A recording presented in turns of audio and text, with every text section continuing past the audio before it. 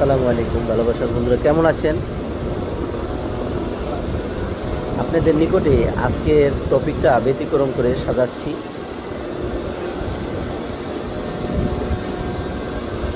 আজকের টপিকের হেডলাইন, আপনার জন্য আমার জন্য কে বিনা স্বার্থে নিজের জীবনকে বিলীন করে দিলেন, সেই বিষয়টা তুলে ধরে। স্ত্রী, মা, বাবা, ভাই, বোন, সেটা আজকে এই টপিকে জানতে পারবেন ইনশাআল্লাহ।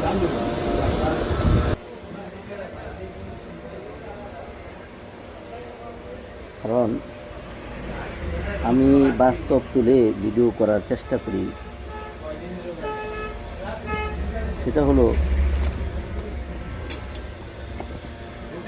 আমার চোখের সামনে যেগুলা ঘটে গেল সেগুলোই তুলে ধরব। আপনি দেখেছেন কতদিন আগে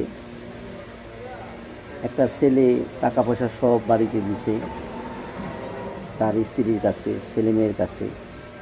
এয়ারপোর্টের ঘটনাটা দেখলে আপনাদের চোখে পানি এসে যাবে। তার স্ত্রী শুনতে পারছে যে সে অন্ধ হয়ে গেছে বাহিরে। অন্ধ হয়ে যাওয়ার কারণে বিদেশ চাকরি করে সব টাকা পয়সা সে লুইটা বুইটা নিয়েছে স্ত্রী। এয়ারপোর্টে পর্যন্ত ওই অন্ধ স্বামীকে, ইয়ং বয়স 35 বছর হবে ছেলেটার, স্বামীকে সে আনতে যায় না এয়ারপোর্টে। শুনছে সে অন্ধ হয়ে গেছে, তখন সে তার টাকা পয়সা যা ছিল এগুলো নিয়ে বাপের বাড়িতে চলে আসছে। মা বাপ কী করবে, আর্থিক অনেক দুর্বল হয়ে গেছে। মা বাপ তো এই অন্ধ ছেলেকে এয়ারপোর্টে আনতে গেছে। তাহলে এখন আমি যে কথা বললাম আজকে তুলে ধরবো আপনার আমার কঠিন দুর্দশায়, বিপদে বাপ মা বেশি আপন না, স্ত্রী না, ভাই বোন, ছেলে মেয়ে, সবচেয়ে বড় বান্ধব হলো আপনার আমার বাবা মা। আল্লাহ নবীর পরেই পিতা মাতা হলো আপনার জন্য আমার জন্য বড় বান্ধব। এরকম অনেক হাজারো ঘটনা ঘটে যাচ্ছে আমাদের বাংলাদেশের কথাই বলি। বিপদে রেখে, বিপদে পড়লে স্বামী, বিপদে রেখেই স্বামীকে ফেলে স্ত্রী টাকা পয়সা নিয়ে চলে গেছে। অনেকটা মেয়ে দেখা গেছে মাদ্রাসায় পড়ে, ছেলে দুইটা হাফেজ হয়েছে, তাদের ফেলেও টাকা পয়সা নিয়ে বাড়ি বিক্রি করে পর্যন্ত গেছে অন্যজনের সঙ্গে।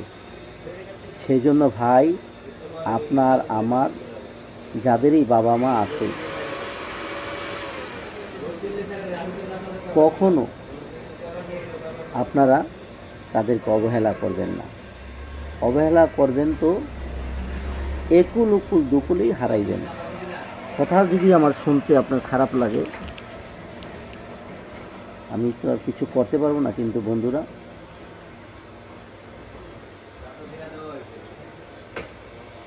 যতই ব্যস্ত থাকেন, যত কিছুই করেন, তাদেরকে কখনো ছাইবেন না। আপনি একদিন মরার ভান করে দেখেন, বা শুধু শুধু অসুস্থ হয়ে থাকেন এক সপ্তাহ, মানে হাঁটতে পারবেন না, চলতে পারবেন না, মানে মাথায় পানি দাও, মেসেজ করো, 1-2 দিন করার পরে আপনার স্ত্রী আপনার প্রতি বিরক্ত হয়ে যাবে।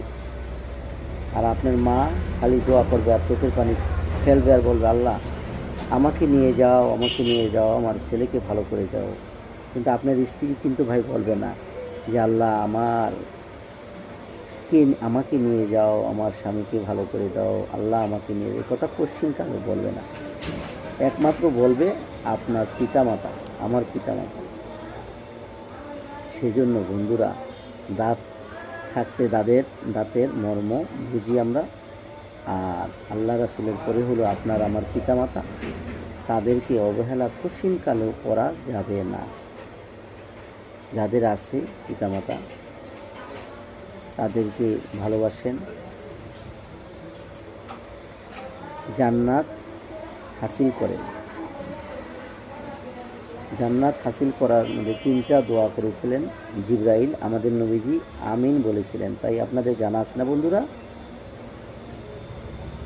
বিরক্ত হচ্ছেন আমার কথা শুনে? এক নম্বরে বলেছিল মসজিদে নববীতে দাঁড়াইছিলেন নবীজি, জিবরাইল আলাইহিস সালাম অবতরণ করেন। নবীজিকে বলছে পিতামাতা থাকা অবস্থায় যারা পিতামাতাকে খুশি করতে পারলো না, জান্নাত হাসিল করতে পারলো না, ওই ব্যক্তিগুলো ধ্বংস হয়ে যাবে। নবীজি কিন্তু ভাই আমিন বলেছিলেন। কি বলছিলেন? আমিন। তাই বন্ধুরা, আরেকটা হলো রমজান মাস পাইয়া যে ব্যক্তি তার গুনাহ মাফ করাইতে পারলো না, সে ব্যক্তি ধ্বংস হোক। আমাদের নবীজি বলছিলেন আমিন বন্ধুরা। আরেকটা হলো আমাদের নবীজির নাম শোনার পরে আমরা যে বলি না মুহাম্মদুর রাসূলুল্লাহ সাল্লাল্লাহু আলাইহি সাল্লাম, এ কথা বলার পরে বলতে হবে সাল্লাল্লাহু আলাইহি ওয়াসাল্লাম। এই দুরূদ যে ব্যক্তি পড়ল না সেই ব্যক্তিও ধ্বংস হবে। এরকম তিনটা কথা জিবরাইল আলাইহিস সালাম বলছিলেন, তিনটাই আমাদের নবীজি আমিন বলেছিলেন। তাই বন্ধুরা, আমরা বেশি বেশি করে নবীজির উপরে দুরূদ পড়ব আর মাহে রমজান পাইয়া নিজের গুনাহ মাফ করাইব। ভুল হইলে ক্ষমার দৃষ্টিতে দেখবেন। এই দুনিয়ায় থাকতে জান্নাত হাসিল করেন। আমাদের নবীজি যাহা বলিয়া গেছেন একটু 19-20 না। তাই যাদের পিতামাতা আছে, পিতামাতার আদর যত্ন, স্ত্রীরটা স্ত্রীকে, সেজন্য এমন স্ত্রীকে মাথায় উঠাইয়েন না, বাপ মাকে দূরে ফেলে এটাও করেন না, আর বাপ মাকে শুধু আদর করতে করতে স্ত্রীকেও ফেলে দিয়েন না। ভুল হইলে ক্ষমার দৃষ্টিতে দেখবেন। মরার কথা অবশ্যই স্মরণ রাখবেন। বন্ধুরা, আল্লাহ হাফেজ। আল্লাহ সকলকে হেফাজত করুক, হেদায়েত করুক, দিনের মধ্যে চলার বুঝদান করুক। ওমা তৌফিক ইল্লা বিল্লাহ। আসসালামু আলাইকুম ওয়া রাহমাতুল্লাহি ওয়া বারাকাতুহু। সম্মানিত হাজিরিন, ভালো থাকবেন, সুস্থ থাকবেন, বাপ মাকে ভালোবাসেন। বাপ মা হলো আসমানের, 7 আসমান 7 জমিনের চাইতো আমার দৃষ্টিতে পিতামাতা আমার কাছে দামি। আল্লাহ হাফেজ।